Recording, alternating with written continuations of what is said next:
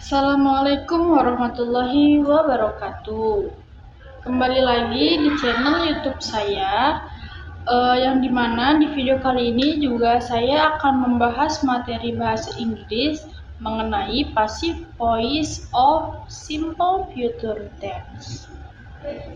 Nah, di sini kita akan belajar mengenai passive voice of simple future tense, yang dimana topik ini itu sering keluar dalam ujian dan penting banget buat kita pahami karena topik ini sering atau banyak digunakan dalam bahasa Inggris, terutama dalam tulisan formal dan laporan. Selanjutnya, masuk ke pembahasan intinya. Apa sih passive voice of simple future tense itu? Nah, passive voice of simple future tense ini itu adalah bentuk kalimat di mana subjeknya itu dikenal tindakan, bukan yang melakukan tindakan. Contohnya, the lesson will be explained by the teacher. Artinya pelajaran akan dijelaskan oleh guru. Nah, selanjutnya, rumus dari passive voice of simple future tense. Ada kalimat positif, negatif, dan interrogatif ya. Pertama ini ada rumus dari kalimat positif. Rumusnya ada subject plus will atau shall plus be plus past participle. Past participle ini kita bisa sebut sebagai verb 3. Nah, sebelumnya itu tadi ada will atau shall. Kalau will ini itu dapat digunakan oleh semua objek, sedangkan shall dia hanya bisa digunakan pada subjek I dan we. Terus juga dalam kalimat pasif ini kayaknya saya lebih merhatiin lebih sering menggunakan will, dan shall ini lebih sering digunakan pada kalimat aktif. Ya, lanjut ya. Tadi kalimat positif rumusnya ada subjek plus will atau shall plus be plus verb 3. Nah, contohnya itu ada the project will be finished by the team next week. Artinya proyek itu akan diselesaikan oleh tim minggu depan. Nah, selanjutnya ini ada rumus dari kalimat negatif.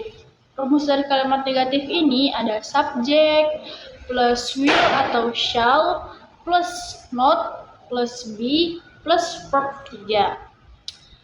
Kalau kalimat negatif ini ditambahkan not setelah kalimat will atau shall. Contohnya, the project won't be finished by the team next week. Artinya, proyek itu tidak akan diselesaikan oleh tim minggu depan. Nah, selanjutnya ada rumus dari kalimat interrogatif. Rumusnya ini ada will atau shall plus subject plus be plus verb 3. Kalau kalimat interrogatif ini kata will atau shall itu diletakkan pada pertama, terus subjeknya yang tadinya pertama itu dipindahin jadi kedua gitu. Kalau dalam kalimat interrogatif ini, contohnya apa? Contohnya, will the project be finished by the team next week? Yang artinya, apakah proyek itu akan diselesaikan oleh tim minggu depan? Terus ada beberapa contoh lagi dari passive voice of simple future tense. Contohnya kayak the cookies will be eaten by Rosa tonight, yang artinya cookiesnya akan dimakan oleh Rosa nanti malam. Selanjutnya contoh lainnya itu ada that building will be destroyed by them. Artinya bangunan itu akan dihancurkan oleh mereka. Nah, selanjutnya saya akan memberitahu mengenai penggunaan dari passive voice of simple future tense. Penggunaan passive voice dari simple future tense ini digunakan pada saat mengungkapkan rencana, prediksi, atau janji yang akan dilakukan di masa depan. Terus yang kedua, menekankan objek yang menerima aksi daripada yang melakukan aksi. Terus selanjutnya saya juga akan memberitahu tentang fungsi dari passive voice of simple future tense.